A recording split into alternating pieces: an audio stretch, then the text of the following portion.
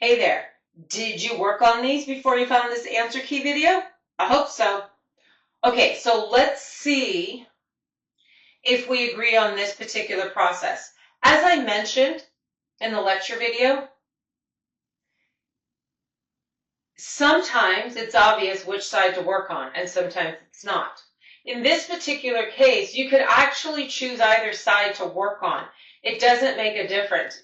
You will verify this particular equation or identity. It could also be considered an identity at the very end. I'm going to choose to work on the left side.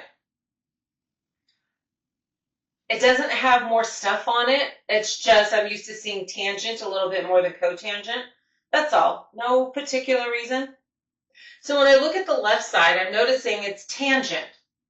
And I want to get it to legitimately look like the right side. And I'm noticing the right side has cotangent on it.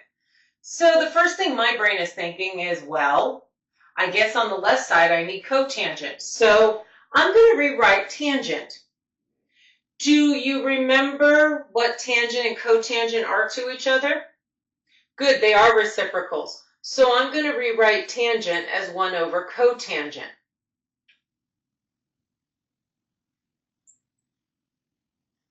Equals that side. And now I'm noticing over here that the numerator is 1 plus a fraction, and the same with the denominator. So I'm going to add the numerator together, and then I'll add the denominator together. I'll get a common denominator and get like 1 fraction in the numerator and 1 fraction in the denominator and see where that takes me. So, common denominator, because this is over 1, would be cotangent. So if I multiply this 1 over 1 by cotangent top and bottom, I'm going to get the cotangent of v plus 1 all over the cotangent of v. Is that good? All I did was get a common denominator. Over, same thing here, I'm going to multiply top and bottom by cotangent of v, which will give me cotangent of v minus 1 over cotangent of v equals that side. With me? Good so far? Okay. And now I'm noticing I have a complex fraction. And a complex fraction is a fraction in the numerator and a fraction in the denominator. I also happen to remember that this line that separates numerator and denominator is a division sign. So since I ran out of board space, I'm going to continue my work over here. And I'm literally going to take the numerator and I'm going to divide it by that denominator.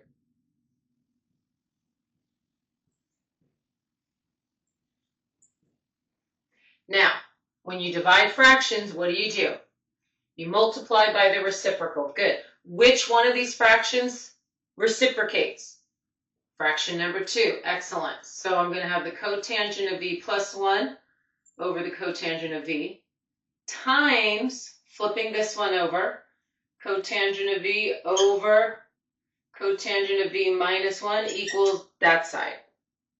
I don't write the right side because I want to stay focused on the left and make sure that I'm doing things legitimately and not being illegitimately creative. I don't know how else to say it. Okay, so I'm noticing these two cancel. Lovely. So I'm left with cotangent of v plus 1 over cotangent of v minus 1. And lo and behold, that's exactly what I have on the right side. Yay, we verified this. So technically I could consider it an identity now because I verified that this was true, that this side does equal that side. Good? Okay, problem number 2 coming your way. Okay, so let's look at this one and verify it. Now, which side do you think we should work on? Good, the left side, because it's got more stuff on it.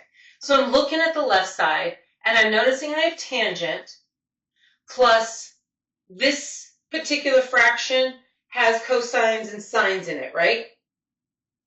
But they're not squared, so I'm not going to think Pythagorean trig identities at all. So since this has a bunch of sines and cosines, I'm going to rewrite tangent in terms of sines and cosines also. I'm hoping that's going to help. So tangent would be sine over cosine, got it. Remember to put the thetas in there, all right? That's important. I get lazy too. Sometimes I just write the trig function and I need to remember to write the angle with it because the trig function can't stand by itself. And now I'm noticing the left side. I'm basically adding a couple of fractions, right? So to add fractions, common denominator, I agree. So the common denominator would be cosine of theta times 1 plus sine of theta. Do you agree? So this fraction, top and bottom, multiplied by 1 plus sine theta.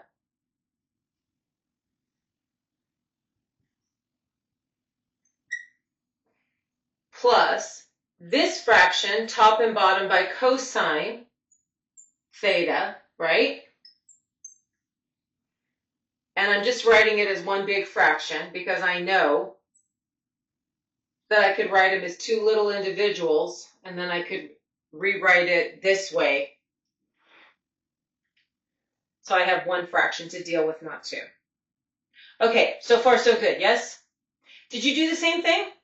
Pretty close? All right, so what should we do next? Yes, I agree. Distribute, get rid of those parentheses. So I have the sine of theta plus sine squared theta plus cosine squared theta, right? When you multiply these two, all over cosine of theta times 1 plus sine of theta equals that side. Okay. Now what? What do you think? Ah, good. You see sine squared plus cosine squared, right? So I see these trig functions squared. So that leads me to Pythagorean trig identity. And we spoke about this, I think, in the lecture video. I know that cosine squared plus sine squared equals 1. So I could technically write in the numerator the sine of theta plus 1, couldn't I? All over cosine of theta times this parenthesis equals. Looking pretty okay, yeah? Now what? The 1 plus sine thetas drop out, don't they? What remains in the numerator? Yes, a 1, because it goes into itself one time, so there's a 1 left in the numerator. I ran out of board space, so technically I have 1 over the cosine of theta equals, lovely, 1 over cosine is secant. Good? With me? Follow the train of thought. Rewind the video if you need to, so you understand why I started the way I started. What did I see that made me choose this as my first step? Do that with all of these problems that you're a little uncertain about. Like, oh, that was the logic behind it. That's what she saw. Cool? Because some of these problems, you don't see the crumpled pieces of paper that are on the floor, where I tried it once and I'm like, what did I do wrong? And I had to think of another way to try it. Cool. Problem number 3, coming your way. So, how'd you do with this problem? Yeah, there's one step where it was a little bit like, what do I do at this point? Okay. Which side did you start with? The left? I did as well because I felt like I could do more on the left. And I noticed that because the right side has sine and cosine, I was going to take the left side and rewrite it as sine and cosine as well. So tell me about cosecant. Cosecant is 1 over sine. I agree. And cotangent? Cosine over sine. Okay, good.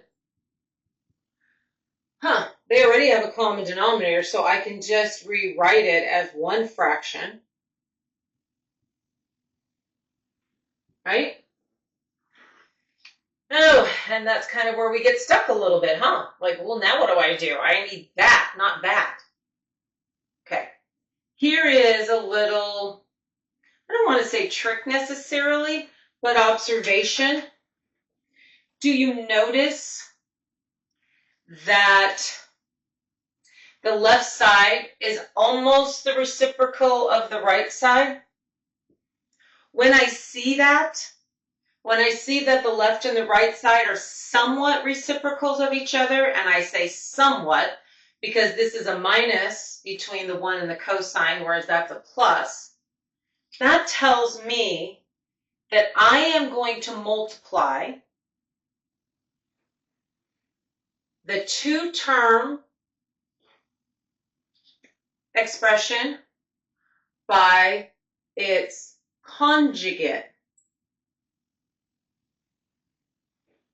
Remember, conjugate means the terms are exactly the same, but the sign in the middle is opposite. And it is, isn't it? And if I do that to the numerator, I have to do that to the denominator. Rewind the video if you need to make certain you understand what told me to multiply by the conjugate of the two-term expression. Good? Okay, and so now I'm looking at the numerator and the denominator, and I am just going to take care of the numerator first. I want to see what it gives me. Sometimes if I start distributing everything, I actually will miss something. So, especially when I'm uncertain what I'm going to do next. So I'm just going to distribute the numerator. So I have 1 plus the cosine of u minus the cosine of u minus cosine squared u all over sine of u times this parenthesis of 1 plus cosine u. Okay. Clearly, the positive cosine of u and the negative cosine of u will drop out. So I have 1 minus cosine squared u over sine of u times 1 plus cosine of u in parentheses. Okay, now what do you think? Yeah, do you notice in the numerator I've got a trig function squared? What should that lead us to? Good, that should lead us to Pythagorean's theorem. And the one that's used most often, as you can tell from from the times we've needed to use a Pythagorean trig identity, the one that's used most often is cosine squared plus sine squared equals 1. And since this numerator is 1 minus cosine squared, I'm going to minus the cosine squared on both sides. So I recognize now that 1 minus cosine squared u is the same as sine squared u. So I'm going to see what happens when I make that substitution. So the numerator is just going to be sine squared u. I'm not touching the denominator. I'm leaving it alone because I'm hoping by making this substitution, something good is going to happen. And if it doesn't, well, then it's back to the drawing board. I wrote something wrong here. Hold on. Let me get rid of this. It helps if I use a rag instead of my fingers. Okay.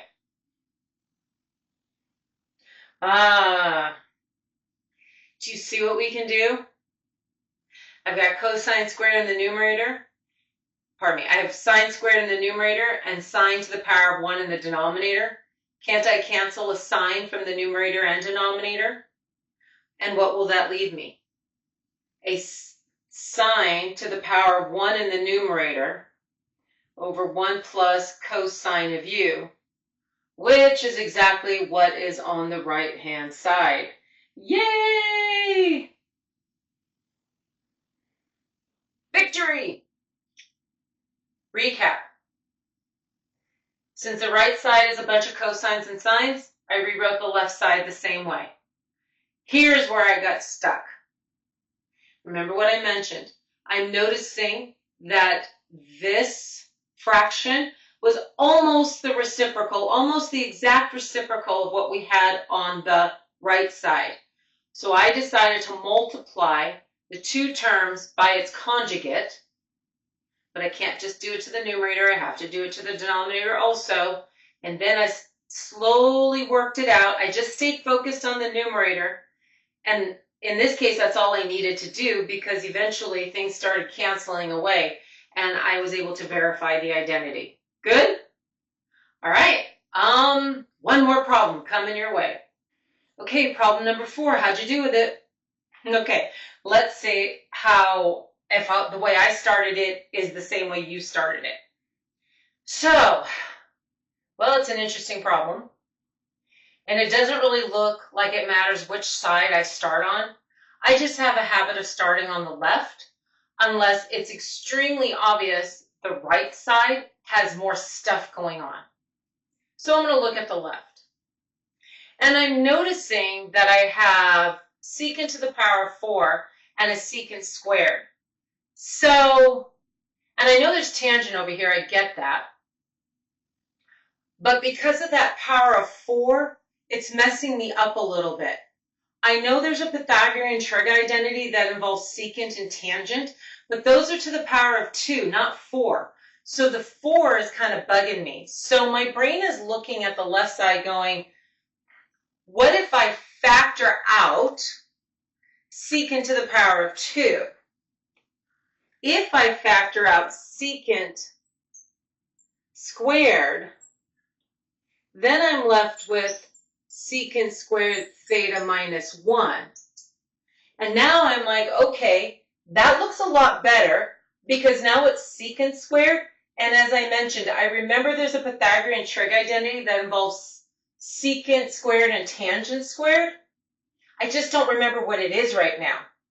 Maybe you do, or maybe you looked it up in your book. Maybe you have your identities in front of you. Here's what I do to help me get that Pythagorean trig identity that I don't use as often as I've used cosine squared plus sine squared equals 1. Remember, those 3 Pythagorean trig identities stem from our wonderful Pythagorean theorem. X squared plus y squared equals r squared, right? Okay. And I've got secant here.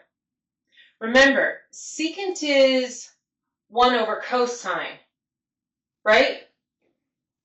And 1 over cosine is basically 1 over x, right? So that means I need an x in the denominator. And tangent is y over x. So I need an x in the denominator still. So I am going to divide all of these. Let me get a different color.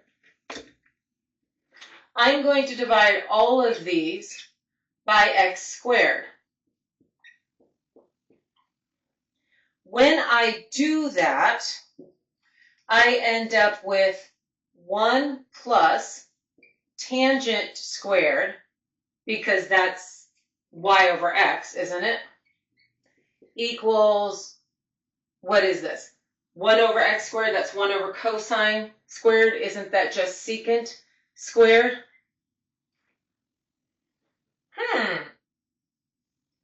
Okay, check this out. Do you see it? Secant squared is equal to 1 plus tan squared, yes?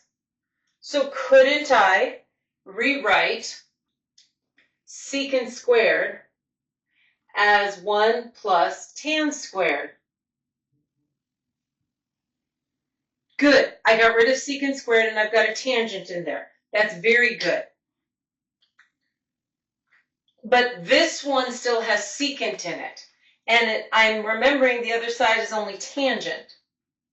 So I'm looking at this identity and I'm like, that says secant squared minus 1. So if I subtract 1 to both sides, over here I would get secant squared of theta minus 1 when I subtract the 1 to both sides, right? Which leaves me here with just tangent squared, doesn't it? So couldn't I substitute in for this parenthesis, instead of writing secant squared theta minus 1, couldn't I write just tangent squared?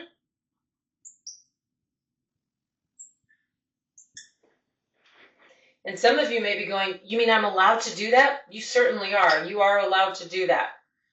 I did it legitimately. I saw that secant squared was equal to 1 plus tan squared, so I popped it in. And this parenthesis was a rearrangement of this. So when I rearranged it, I was able to legitimately pop in tangent squared. Cool? Okay. Now I just have a simple multiplication problem. So if I distribute, and you know what, I'm just going to rewrite this if you don't mind, because the single term is what we usually like in front, though it really doesn't matter. But it kind of helps to keep descending order as well. And so what do we have? Tangent squared theta plus tangent to the power of 4 theta. And I guess it really didn't matter. I did a step I didn't need to do by rearranging. So I'm just going to write it in descending order, because don't I have tangent to the power of 4 theta plus tangent to the power of 2 theta? Good. This problem was actually a lot easier than it looked, because it looked like we were going to have to do some interesting stuff and get to some interesting identities, when all I needed was this Pythagorean trig identity. Okay, if you need more practice with verifying trig identities, I've got some more problems coming your way. Again, work on them before you find my answer key video. And you have fun with this stuff. I love doing trig identities, verifying them. I think they're a ball. Anyway, catch you guys on the flip side.